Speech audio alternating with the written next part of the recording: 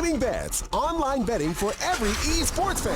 Dota 2 and Hearthstone, CSGO and Overwatch, StarCraft 2, the choice is yours. Express bets for multiple matches or live bets on the game you are watching right now. Know your way around Dota 2? Make a prediction for picks and bans. Playing CSGO? Guess the number of rounds in a certain match. Daily quest for all participants and all the best choice of payment systems. More than 600,000 users have already made their bets on the spectacular matches since 2011. EGB.com. You know for sure who's gonna win.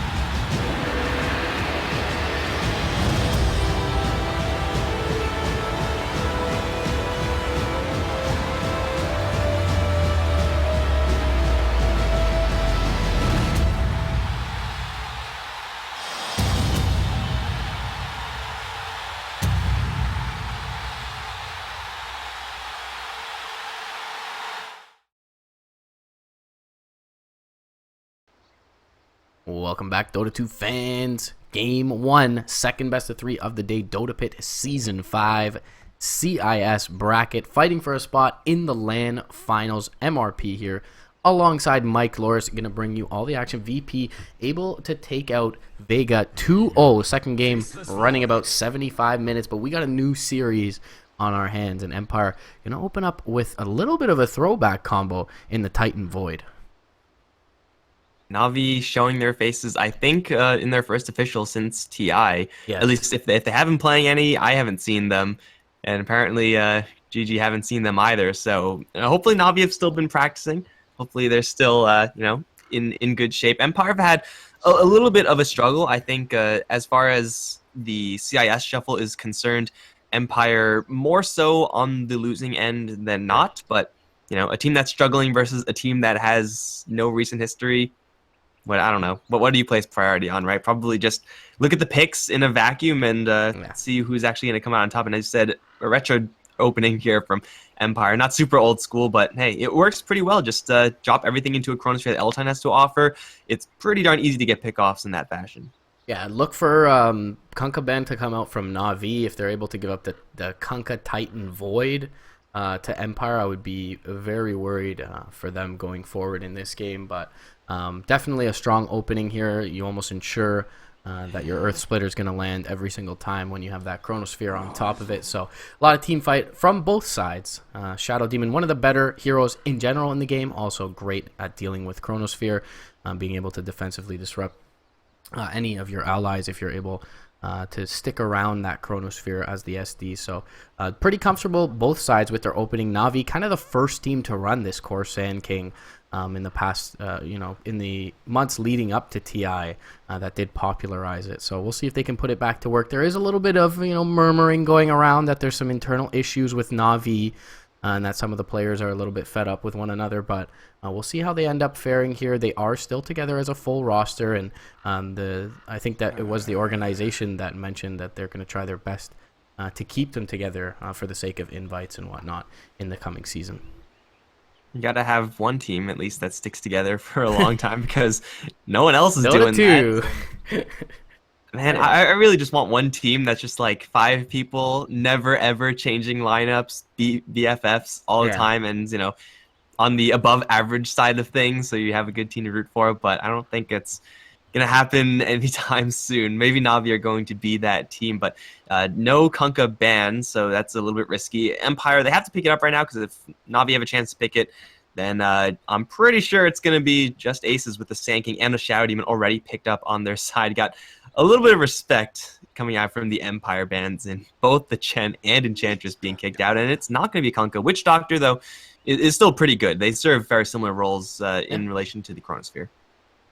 Yeah, definitely so. A good lane poking support as well can allow the Titan to do a bit of roaming. He's one of those heroes that can secure a mid lane. Just drop a spirit down, start right clicking into the opposing mid laner, zone him out a little bit with the extra bonus damage from the Astral Spirit. So Kunkka is going to be the pickup coming out for Na'Vi, and for obvious reasons, combos very well with both Sand King and the Shadow Demon. So both sides ignoring that in the drafting phase, a little unusual, but banning out the Chen and the Enchantress against Na'Vi, certainly not unwarranted for Empire and G. We'll see what direction they take this in terms of their last 2 cores here. This is, a powerful start for Na'Vi, but pretty classic Na'Vi. They it almost never seems like they decisively win team fights. They always somehow win team fights because of their constant engaging and re-engaging of fights. And Sand King, Kunkka are like the perfect heroes to have for that. Defensively versus the Faceless Void, as you mentioned, Shadow Demon Disruption is a pretty good way to start, but a Ghost Ship is a pretty good way of finishing that. With that rum bonus, even a Chronosphere into a Death Ward isn't guaranteed to get kills on some of the tankier heroes of Na'Vi, and still have yet to see what Dendi's going to be playing, what Ditty Ra is going to be playing towards those typically tankier roles. So Empire, they will need a little bit of extra oomph, I feel, or extra pickoff. Face Void as your primary initiator is kind of mediocre here.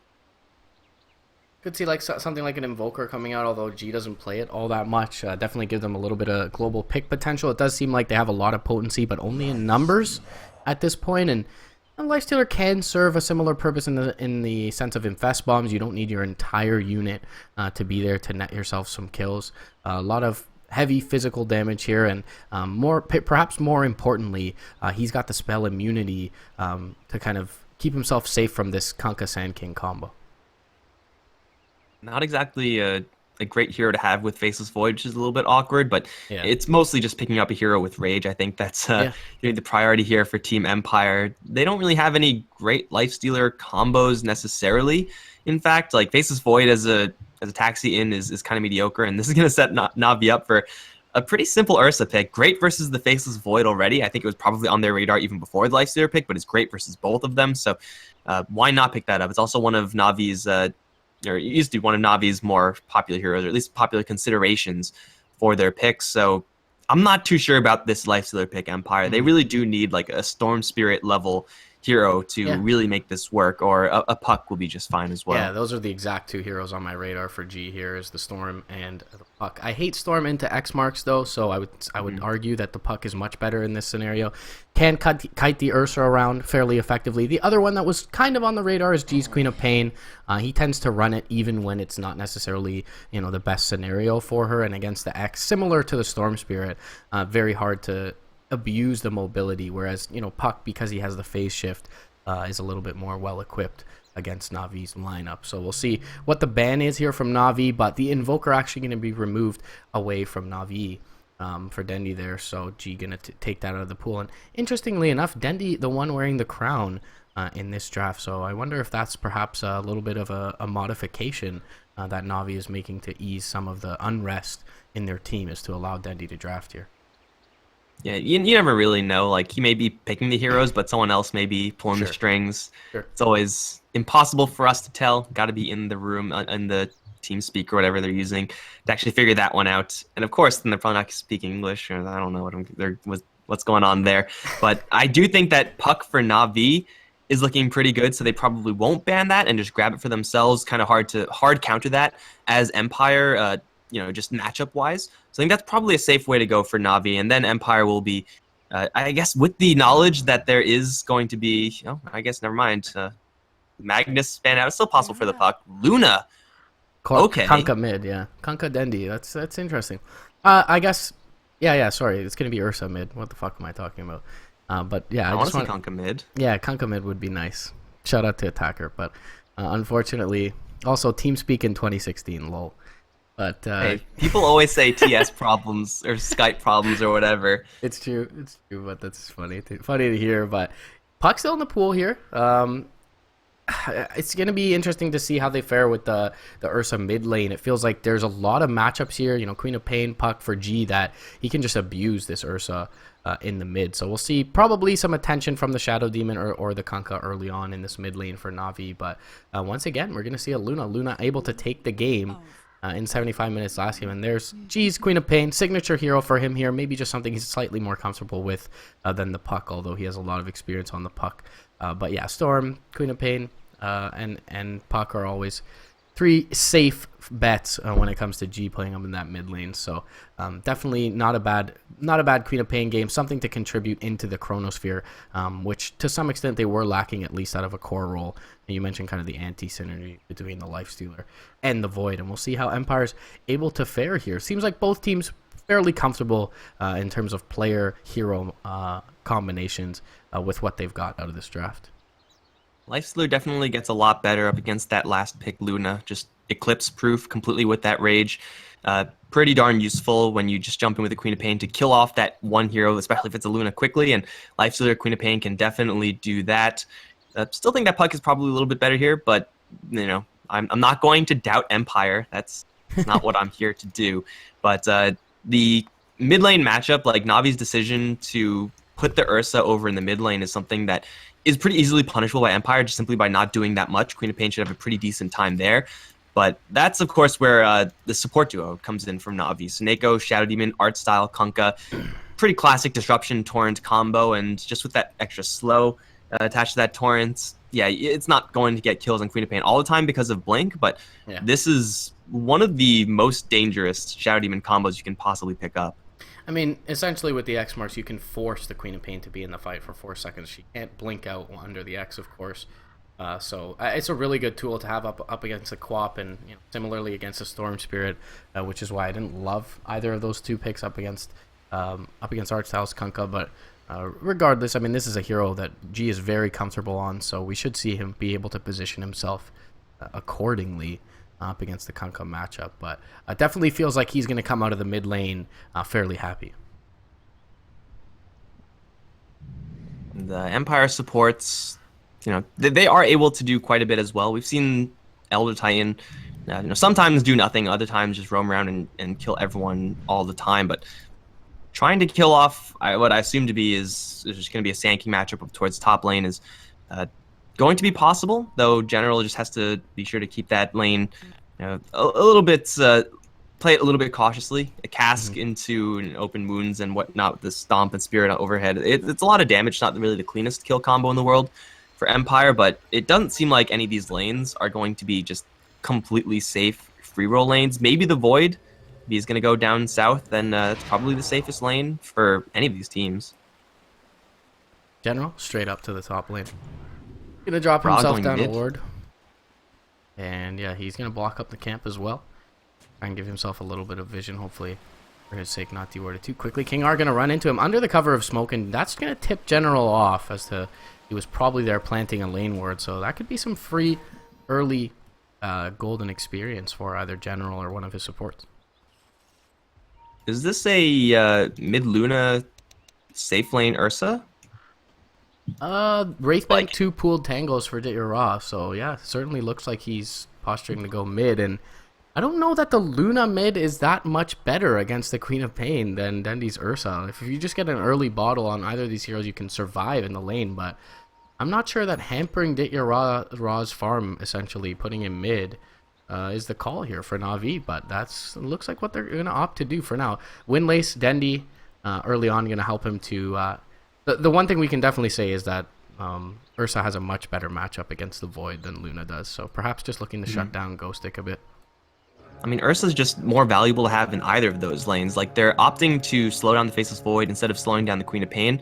If they do get that Torrent combo off with the Disruption over towards the mid lane, then with an Ursa there, Queen of Pain is super dead. With the Luna there, she's taking a lot of damage, and Blink out is actually still kind of viable even with the X marks. Right. It might just be enough damage regardless, in which case, this is nothing but a benefit here for Na'Vi. But I don't think Luna does substantially better than Ursa versus the Queen of Pain. I think they're about the same. It's just when the rotations come in, who do you want to have in that mid lane? Do you want to have a Luna or do you want to have an Ursa? And I would rather have an Ursa most of the time, but yeah, we'll see. So Snako going to start things off by trying to poke him back. Suddenly it's a 2v3 mid lane, so that's not where Luna wants to be.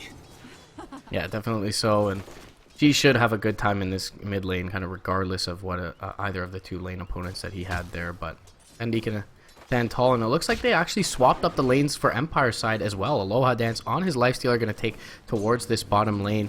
Has a little bit more sustain over time with the Feast, whereas the Void, he needs to rely on his Time Walk, which is a very long cooldown early on. And up against the Ursa, who's just constantly right-clicking him with the extra move speed from the Windlace and the Fury swipes, it's very hard to get value out of that Time Walk. So pretty wise decision, it seems, from Empire. Yeah, Dendy, bot lane, Stomp going to come out, will connect onto him.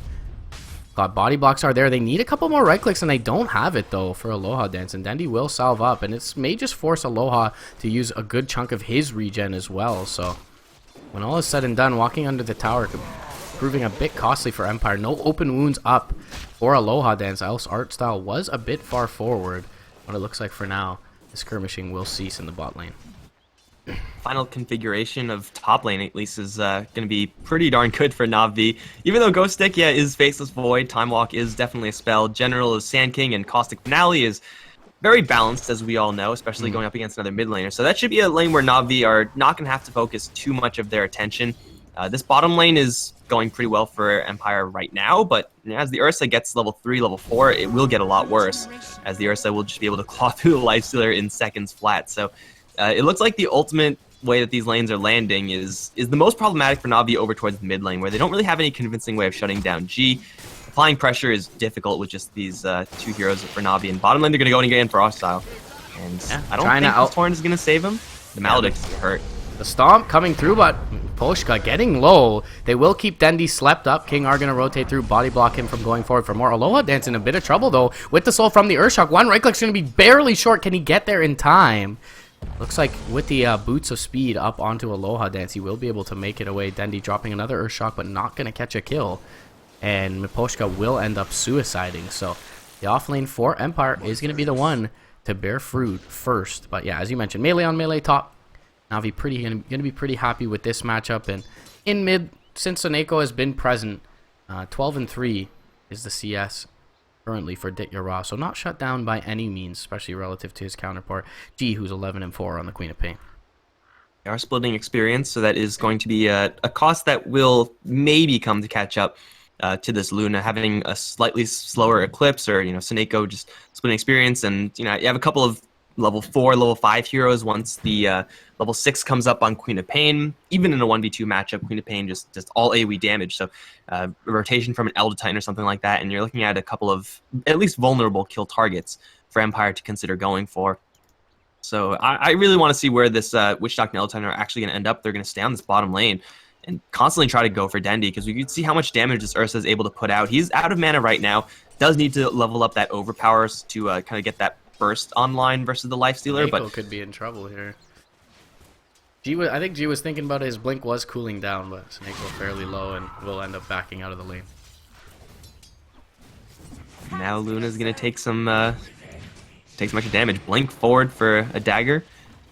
There's not much that Luna can actually do about that except for just take it. Yeah, it's definitely a lane where G can be pretty far forward most of the time, can be pretty aggressive, not too worried about being caught out by this duo. As you mentioned, the Ursa perhaps a bit scarier if he uses his blink aggressively, but with this duo can, generally speaking, just walk away. And Ditya Ra does end up going for the infused range ops just to block up soak up the initial damage from that Shadow Strike coming out from the Queen of Pain. And once again, we're going to have a pause. Looks like King are having a few difficulties with connection-wise, but other than that, Na'Vi should be fairly happy with this early game and how it's going. As you mentioned, maybe the one gap there is the experience gain in the mid lane.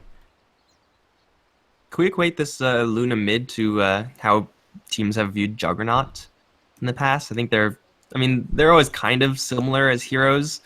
Luna, I guess that's the harassment benefit of Lucent Beam versus the defensive power of Spin. The defensive power of Spin is like, you can't underestimate that. Yeah. But still, this is a hero that will be getting a decently safe experience as long as it's just Queen of Pain. In this mid lane, you are very close to the Ancient stack, which is something that Luna is going to want to do anyway. It doesn't seem like it's punished just yet, and unless something changes from Empire's rotations from the Witch Doctor or ET, it seems like Luna is just not going to be punished here. Like, even when Sonic Wave comes up, it'll hurt, but if Eclipse comes out at around that same time, then Queen of Pain is just never going to have a chance to blink in and go aggressive for that soft Luna kill. Bottom lane, Torrent gonna catch Aloha Dance. Dendi goes back in with the Urshok, but King R is nearby to stave him off. And that'll be the end of that bottom lane. And now Miposhka up in the mid lane alongside his Queen of Pain for G. But yeah, Ditya Ra, perhaps the only fundamental difference between her and the Juggernaut is that Juggernaut a lot better at taking those risky little skirmishes by the runes, so he benefits from the bottle, whereas Luna doesn't really end up going that route. But yeah, very similar in the sense that once they do have a lot of solo kill potential. Once they pick up the level 6, the farm definitely benefits them well, and you get that kind of extra farming roll out of the mid lane. Bottom lane, they are going to catch the cast. They're going to go for the stomp perhaps here onto Dendi, Waits for the overpower. Rage is there. Stomp's not gonna... Oh, it barely does connect onto Dendy. Torrent is there, though. They're gonna turn onto Aloha Dance, but with the punches from the Stapler, no! The Lifestealer will go down first. Miposhka will be able to find the return kill. It actually goes the way of King R, but Ursa is the first to spill blood there in the bottom lane, so he will be the one benefiting from the experience over the Lifestealer. 140 going his way, about the same going the way of the two supports for Empire. They still are disrupting this safe lane though, and Ghostic farming well, 23-1 to the 29-3 of General. You would expect the Sand King to have a little bit of an advantage in this lane up against any kind of melee laner, but now that there's a couple levels in the time lock and the time walk, for Ghostic, they should trade relatively evenly, and Ghostic does have that all-important epicenter, or that all-important chronosphere up, whereas the epicenter perhaps not as scary at this point in the game, and often not skilled up even at this level 6 juncture. Not really good versus the Rage of the Life. So a little bit of a lane switcheroo here, and that was the issue with what Empire were doing on bottom lane. The way that they get kills with these heroes is very slow, just kind of getting the CC up. Lots of right clicks are involved, and then Ursa just turns around and claws your face off. So it is, I think, a good decision for Empire to swap this up. If they place a little more emphasis on shutting down mid lane, it's a lot easier, and it probably has just G as much missed the reward. scream. G blinked to the north, expecting Snake to go north. He went south, missed the scream. They're going to expand the Chronosphere anyways. Cass goes in. They're going to take out Saneko.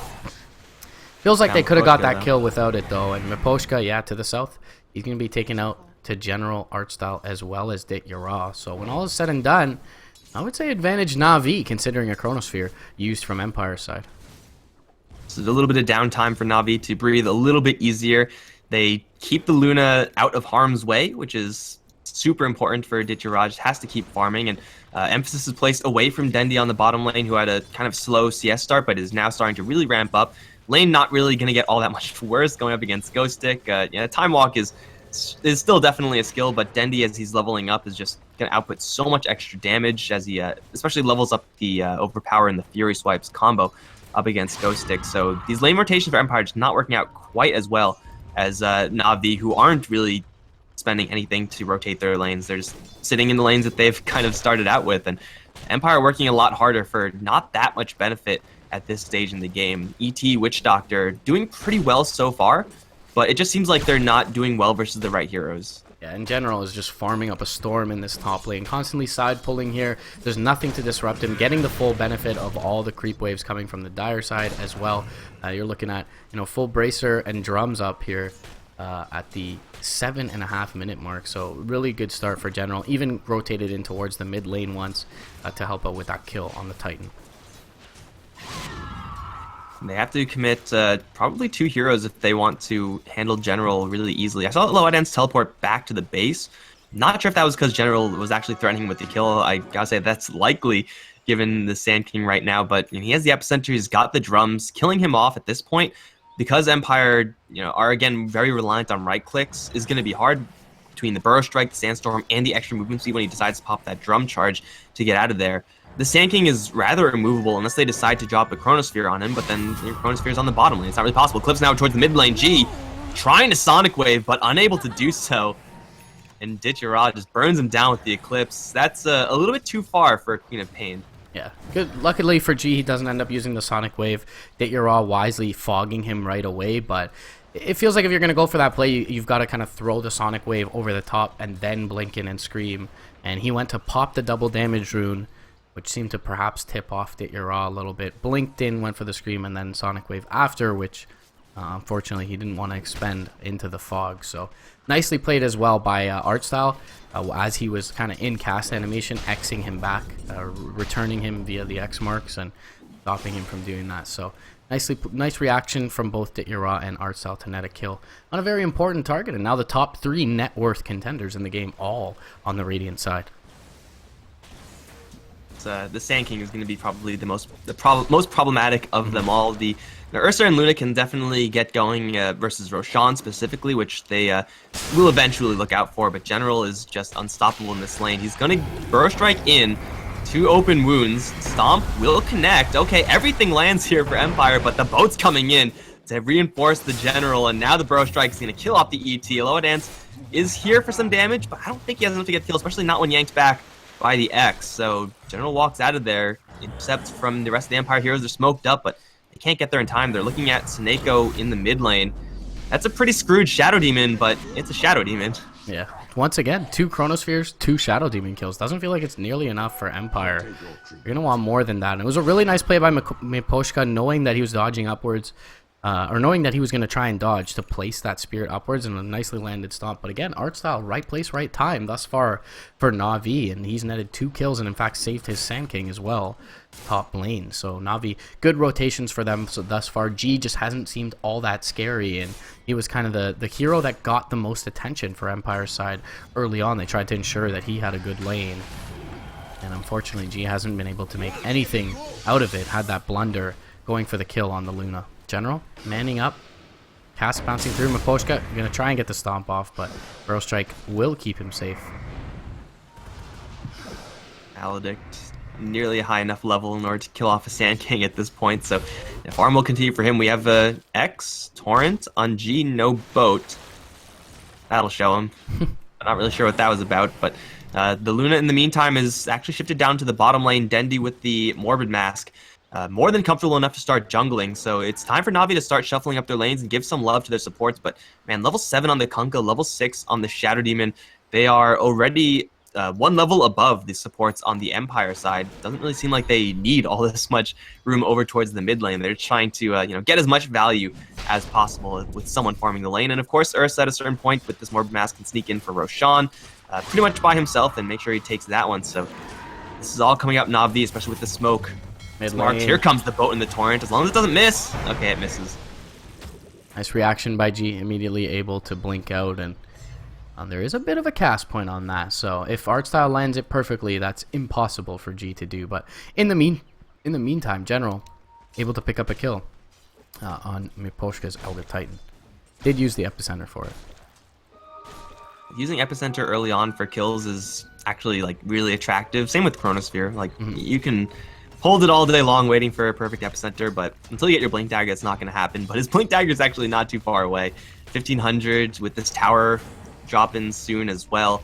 Yeah, it's going to be time for Sand King to really start dominating the map. And in the meantime, while this is happening, Empire, their Lifestealer, is doing a whole lot of nothing. TP towards top with the Queen of Pain inside. Oh, they're setting up for this, though. It's so difficult to kill. I don't think they can get anything here. Lifestealer's wasting a lot of time.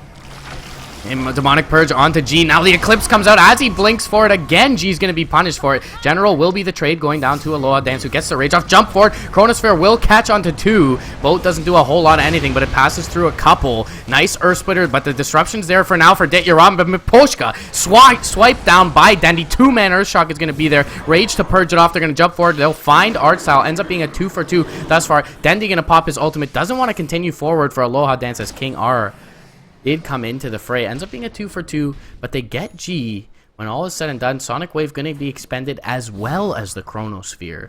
And just the Eclipse used on Navi's side. So Navi feeling a little bit more fight ready. Definitely look at Roshan for Navi. And G immediately pinging it out on the Queen of Pain. Dendi, that is a potential route for him after knowing that both the Sonic Wave and Chronosphere are on the sidelines. Extremely clutch disruption there from the Shadow Demon, saving the Luna from the L-Titan Earth Splitter, which I don't know if would have killed off the Luna in the end, but it would have been very, very close at the very least. So Navi, they don't have an Eclipse right now. They still have Epicenter, but they have the luxury of an Ursa who doesn't need any substantial help to go for this Roche. If they really do want to post up and try to go for it, Empire don't have any tools to fight back. Still 70 seconds until they're going to be at their full strength, and by then Roshan is going to be dead for about 50 seconds. So Navi just pulling out the right cooldowns and getting, yes, a slightly better trade, but it almost seems like that previous trade doesn't matter because they're able to get this as long as they don't get stalled up too much. G's going to get a little bit too close in. Burrow Strike and the Epicenter. Where are you going, G? X marks the spot. He's back in. He does not want to be here. Boat going to come in as well. Earlier, Boat did some serious work for Navi sustain-wise, but Empire, they have to be careful not to just throw bodies into this. Either commit everyone or commit no one. General, looking for Miposhka. They did see the Spirit walk back, so they know his relative location, but all that matters is they're bodying him away from the pit, and Dendi is able to finish off this Roshan. So Dendi will get the last hit, and the Aegis as well from the Roche. And yeah, we talked about it in the draft. No need to continue harping on it, but X marks against Queen of Pain, pretty darn good ability, and art style has been well positioned pretty much for the entire game thus far. He's been very influential on his Kunkka. 6 out of 8 kills he's been involved in. Sandstorm going to be there. Dit Your Rock coming through with the Eclipse and the Lucent Beam to cancel the Death Ward as well as kill off the Witch Doctor. Ghostic queuing up the Chronosphere, but without a Witch Doctor Death Ward, I mean, it just didn't have all that much to contribute into the Chrono. G now joining the fray, but jump forward from Dendy. One more right click. Oh, he's going to get chronoed up. Earth Splitter will be there. It's just the Aegis, though, if they bring him down. And it looks like he had the damage reduction for the Earth Splitter. The disruption is going to be there defensively onto Saneko. Will keep him alive. X marks is on to G. Now the Burrow Strike coming through. A couple right clicks from Dendy with the Torrent. G goes down. Dendy off to the east. Still has an Aegis available. The Blink cooling down in 4 seconds. X onto King R. He's in trouble. Lucent Beam will be there. Couple right clicks. He's brought down Saneko, and they'll get the tower. Na'Vi rolling over Empire in the bottom lane, taking out that Witch Doctor early with the Eclipse. Empire felt like they could fight with that big ultimate off the board, but never in a good position to find a Chrono, and even when they did, G just not in position to follow it up. You know what's doing a lot of work here? Is the fact that Art Style has decided to max out X marks. We've been seeing a lot of different Kunkka builds lately, but most of them, at least nowadays, are kind of going a little bit more budget on the X marks, just a couple for the effect, but drastically lowering the cooldown while increasing the range. It almost seems like it's constantly catching the Empire side off guard. So Art Style, yes, his positioning is good, but also he has so much extra range with his X marks to work with that he's just not ever in a position where he can't cast it on his desired target. That means he's also staying alive for the vast majority of things as well. So maybe a little bit less damage coming out from this Kunkka than some different build, but getting all the kills in the world for Dendy, for the Luna, 503 on her. General is going to be posting up in a really aggressive spot. Land the Burrow Strike. Here comes the combo onto Miposhka, Torrent, and Boat. Kablamo, that's a dead Element Titan. Loa Dance has arrived, but can't do anything. So Na'Vi again, just getting pick-off after pick-off, and it's starting to add up. Empire, they are 100% reliant on their ultimates to get these kills, and no, they just lost their courier. Rip. Although it's bugged out on my screen, still not dead.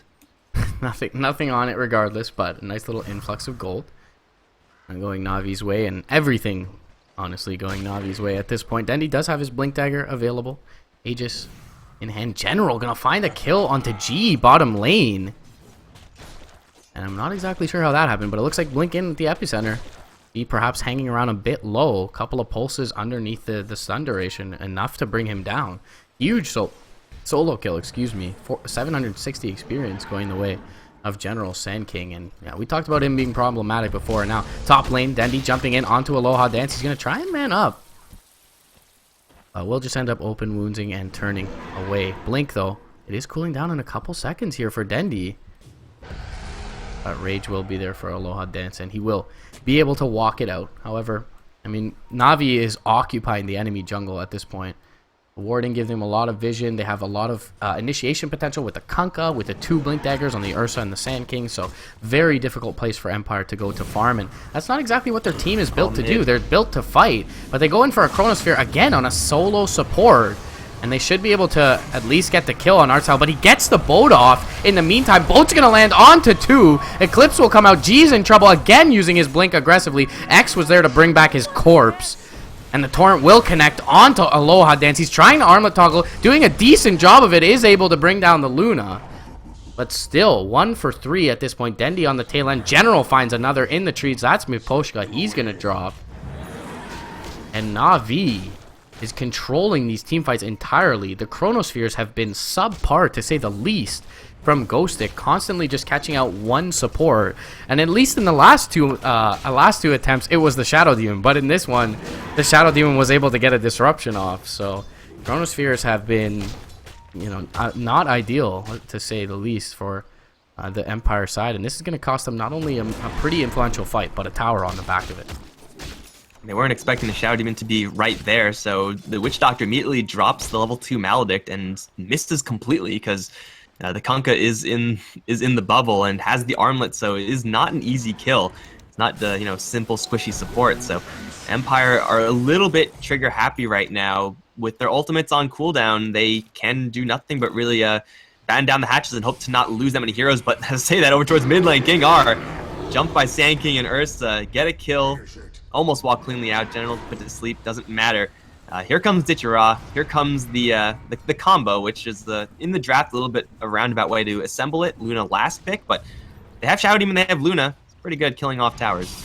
Yeah, definitely so. And they have Ursa and Sand King pretty good at killing off heroes. So the two kind of work hand in hand. And now first tier 2 of the game going to be off the board here. 20 minutes in. Na'Vi looking very strong right now. You never really see a Luna this far ahead this early. And this is a hero that can do a lot of work. Taking a look at the levels highest in the game on the Luna. Everyone pretty much sporting their level 2 ultimates. But Artstyle, he's been rewarded for his contributions in this game. He's going to use the Torrent. Oh, and does he get the X off? No. It didn't look like he did. But yeah, either way, a little bit of a fail bolt. But you mentioned it. Armlet, Arcane Boots. Already finished up. He's going for a Crystallis and is pretty close, but more importantly, he's level 11 here, 20 minutes in, alongside his Shadow Demon as well, whereas their counterparts are level 8 and 7 in the Titan and Witch Doctor, respectively. General, bot lane, he's going to be bubbled up during his open wounds. Jump forward, Ghost Stick's going to find again a solo Chronosphere onto Saneko in the backlines. They'll come through with the Eclipse, bring down King R. It's 1 for 1 thus far. Now Dendy's going to find one in the trees. That's going to be the Void for Ghostic. He's going to drop another Chronosphere off the board, and this bot lane tier 2 is all but left for dead at this point, with the creeps marching up with Ditchera. Lifestealer's in there as well. Big Burrow Strike forward for the Elder Titan, not quite in range. Is the Lifestealer going to make it out of here? I mean, he has Rage, I suppose. He has some cover. He should have gone. He should have gone right there. Yeah, he should have gone right now. He would have been fine, right? Well, I mean, Infest would wake them up, but it's interesting. Wait for the push. The push is bringing him to safety. Well played, Aloha. Not sure if they were even privy to that fact that he was in there, but G trying to cut the wave mid, and we'll be able to blink out. But already, we're talking about Aether Lens onto Saneko, the Armlet Crystallis on Artstyle. Na'Vi as a unit are rich in this game. You take a look at the metrics, and they're sporting a 15k net worth lead at this point, about 12k in the way of experience, and 4 outer tier towers off the board already for Empire. When you have a Queen of Pain, Elder Titan, and a Void, having no map control or vision is going to be extremely detrimental to your ability to take good team fights. And it looks like at this point, it's almost as if Empire are completely relying on chokes like the Pit or their high ground in order to take good fights. What we haven't seen from Empire is any like real Infest combos that have actually found any sort of success. Like that's kind of the reason why they picked up Lifestealer, not because he has the Rage, yes, but like he's not particularly great at just like being a carry. He's good at really getting those fast pickoffs on these kind of, you know, generally softer core heroes like Luna, which was in the opening first 2 picks of Na'Vi. That so far no Blink Infest combos at all, I want to say, and if there were, they haven't really been on the right targets. So this Lifestealer is now just going to be kited forever, especially with the Ghost Ship on the Kunkka now being level 2. Like, he's going to have that every single fight guaranteed, and Artstyle has been landing the boat damage and rum on, what, like 4 heroes total at least every single time, so it's a really, really tough game to be a Lifestealer. He needs a little bit more on top of this fresh Desolator. Like, Desolator is great with the Armlet 23 minutes in. It's like a reasonable amount of gold for Lifestealer to have, but he just is not really going to have the time of day just to get kills with just those items. He needs that. He needs another item, or he needs an ally to really set up for him. So far, it's just G. They're going to try to Infest Bomb someone bottom lane, but there's no one here. Speaking of hard knock life for a Lifestealer, Crimson Guard completed up, for General in the top lane. So they are going to be hitting like wet noodles in terms of physical damage for the Empire side, even with natural order. And they will look to chip away at the tier 1 bottom, but their tier 2 top lane is already down, and their tier 3 is taking some punishment here as Dendy jumps up towards the high ground. Illusion's going to constantly be thrown at the buildings, and Empire aren't really that great at dealing with these illusions, even though it is relatively early and they are fairly squishy. And they can siege this all day long. They have the X marks on the Kunkka, so they can just teleport back whoever needs to be teleported back for whatever reason, get an item or heal up, and then get X marks right back into the fight.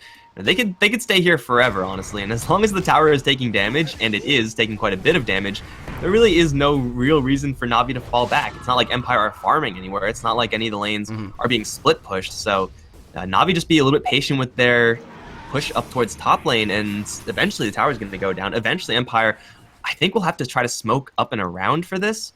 We see Dendy, though. He's smoking out, going for a Roche by himself or going on a secret mission. Invisibility. He wants this Aegis, but he's going to find a Faceless Void instead with an Invis. I can't do anything about that. Actually, a little bit fortunate to walk north at the exact time where his smoke would have been popped by the invisible unit. General showing himself mid lane, and Navi will give it a break for the time being, but they've got the run of the map right now, so really not worried, as you mentioned, about trades being found by Empire anywhere, even if they are running in tight quarters. Void, don't Chronosphere the Shadow Demon. God damn it, man. Crimson Guard is going to be there. Earth Splitter will come through, but disruption, self-disruption is there in time. Ghost is going to be X'd up and likely brought down. They actually missed the Torrent, though. Sonic Wave does come through. G is able to get up to the high ground, but the Eclipse from the low ground from Ditya finishes him off. Dendy, he's going to be forced to pop the Enrage now. Bolt comes through, kills off King R. Nice Burrow Strike. Epicenter going to come through as well. They do end up getting Dendy in time. Torrent is just a bit late, but Aloha Dance will end up going down. 4 down for Empire, and they are without their Ursa. But it looks like Dendy, yeah, he's going to opt to buy back here since they still have tier 1s up on the map. He'll TP right in towards that mid lane. And with the Luna illusions, it will go to work on this high ground. They're going to force out 2 buybacks immediately from Aloha Dance as well as Ghostic on the Void. But no Chronosphere available, no Sonic Wave, no Earth Splitter. So there's really no reason not for Navi not to hang around and at least throw illusions at these buildings. Jump forward onto Aloha Dance. He's in a little bit of trouble. Gets purged up. Torrent, though, will be dodged by the Rage. General in trouble. Has a Sandstorm if he needs it. Disruption again is going to be there. The Rum will connect with him as well. And he's still surviving because of it. They need one more right click to bring him down. Jump forward from Ghostic will find it. Now the fight a little bit spread out. Artstyle to the north going to be taken out. Dendy, in the meantime, just not a team player. It's going to take out Roche. So Navi, they end up losing General and Artstyle. Not entirely ideal, but they force out a couple of buybacks. One in the Lifestealer and one on the Void to trade for Dendy's. They get an Aegis, lose a couple heroes, and all is said and done, still in a very good position. Good grip on this game. Yeah, just a very opportunistic play there from Navi. The game plan was just, push in with Luna Illusions, commit nothing, and just get Dendy the Roshan in the meantime. But hey, I mean, if you find pick-off opportunities like that, you might as well try to go for them. But starting the fight voluntarily 4v5, not really the best of plans. But now, just wait a little bit of extra time. They'll have all of their ultimates back up online in just another 20 seconds. Everyone's going to be alive by then with the Aegis.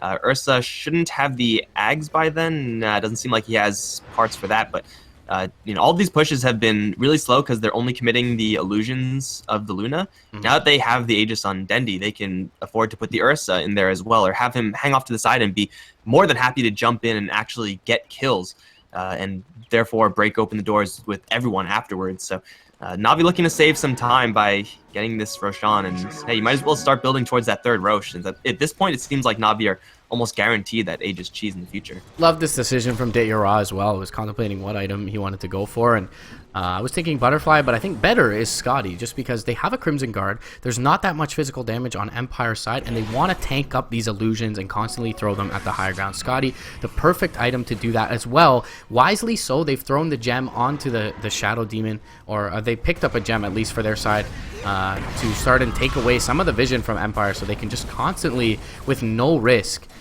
rinse and repeat this towards the mid lane, and down goes the tier 3 with no response from Empire. Dendy's waiting. He has a Basher. He's gonna need some luck if they're gonna insta-give the Lifestealer, though.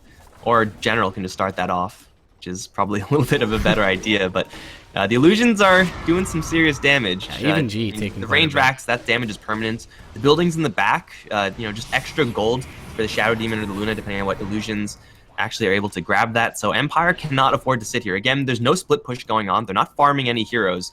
They're just looking for their opportunity, and so Sand King can jump in, find 2, and miss both. Torrent gonna whiff as well. But in the meantime, Illusion's working on the buildings, and Range Rax is at 50% HP.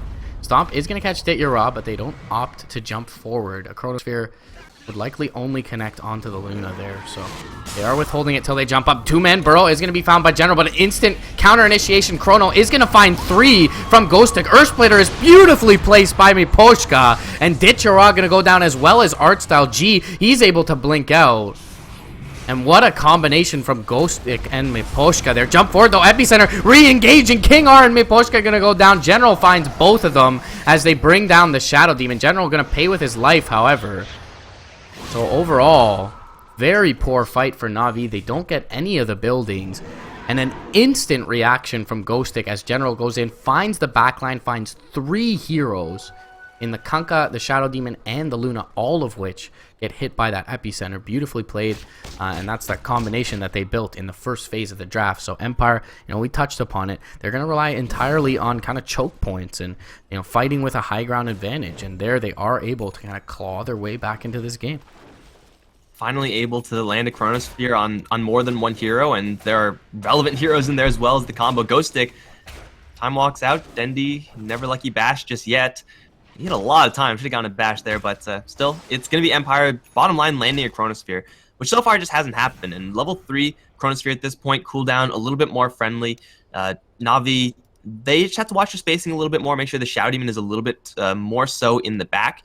Either lens with Disruption is quite a lot of effective range for the Shadow Demon, so in general, he shouldn't be caught by that Chronosphere, but a little bit of a slip up there for Na'Vi, and it is going to cost them quite a bit. Yet all that being said, though it is a pretty nice win for Empire, they can't get any towers off of it. There's no Roche to take after it, so it's a team fight win for the sake of a team fight win, and that's all well and good considering the state of the game.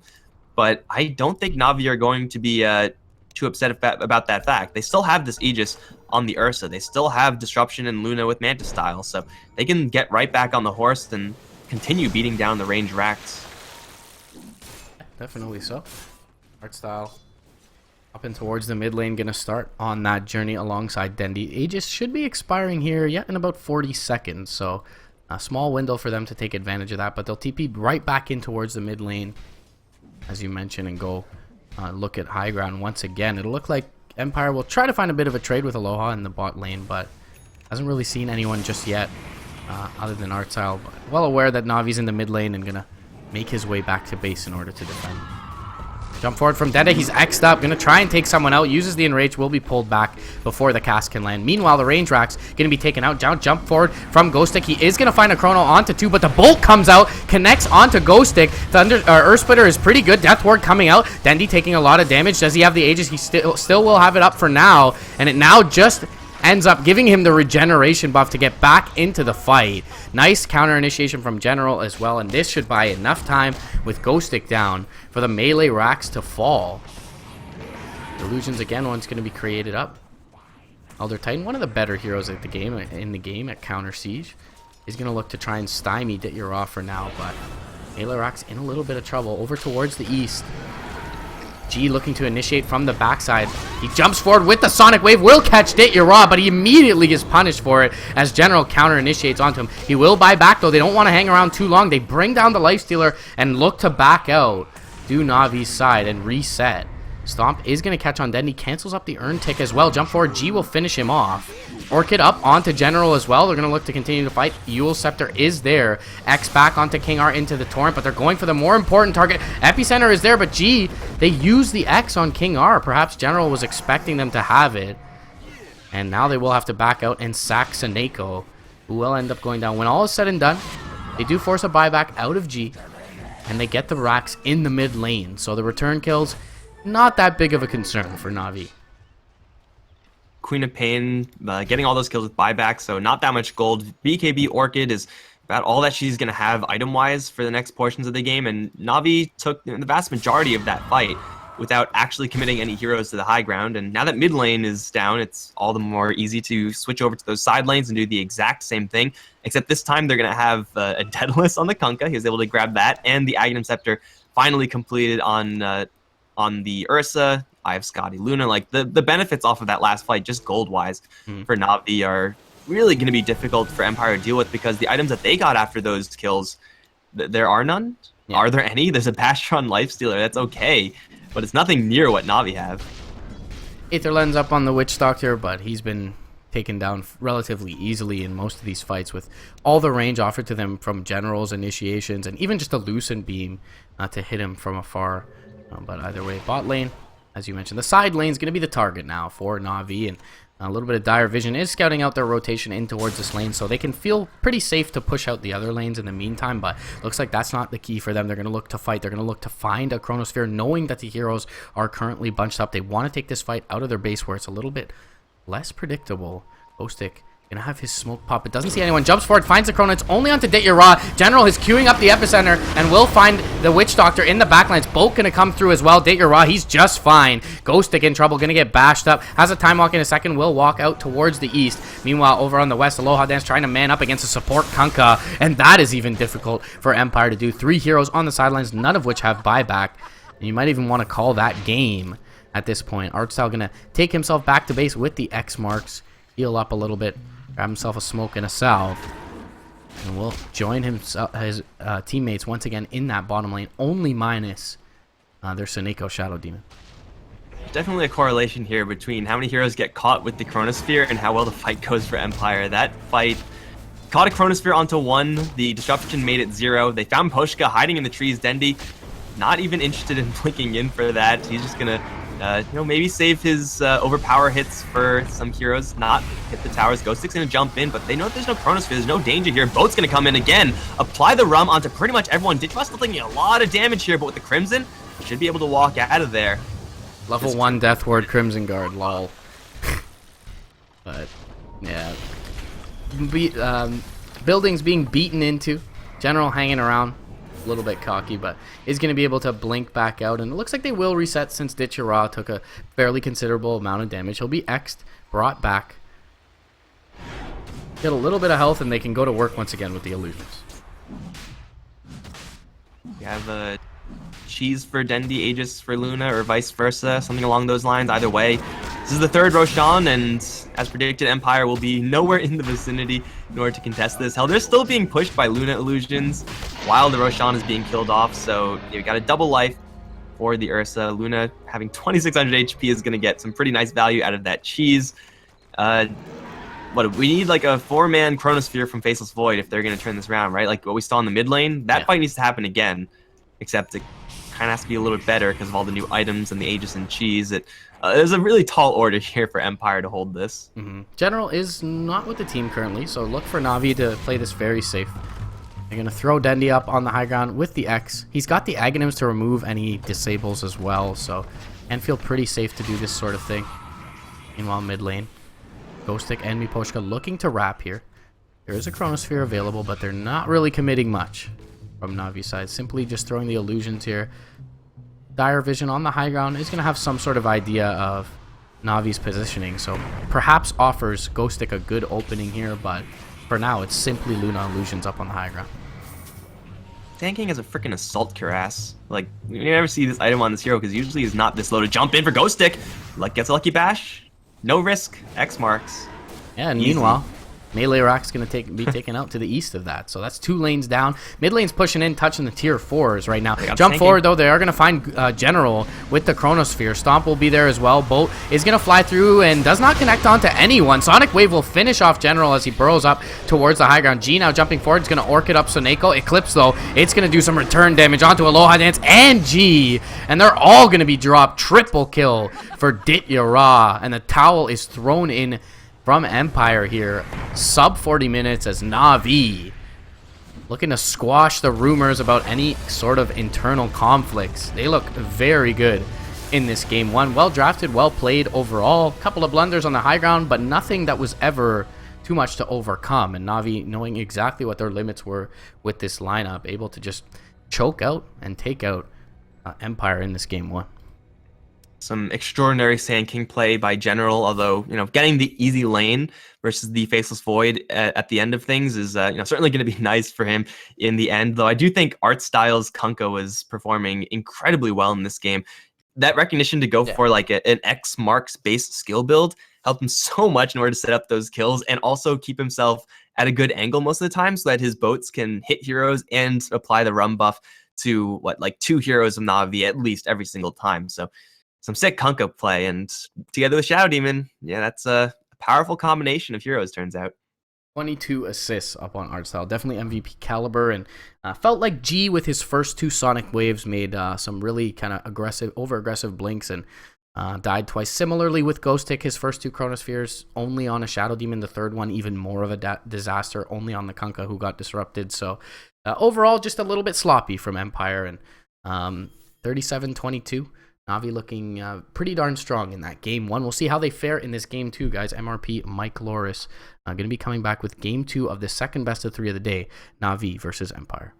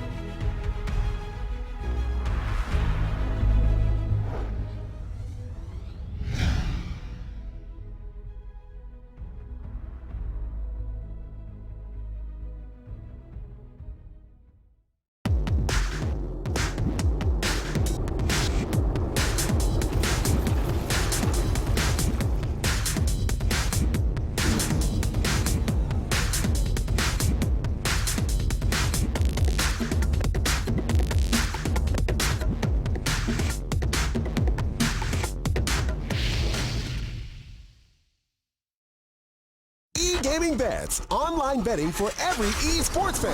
Dota 2 and Hearthstone, CSGO and Overwatch, StarCraft 2, the choice is yours. Express bets for multiple matches or live bets on the game you are watching right now. Know your way around Dota 2? Make a prediction for picks and bans. Playing CSGO? Guess the number of rounds in a certain match. Daily quests for all participants and all the best choice of payment systems. More than 600,000 users have already made their bets on the spectacular matches since 2011. EGB.com.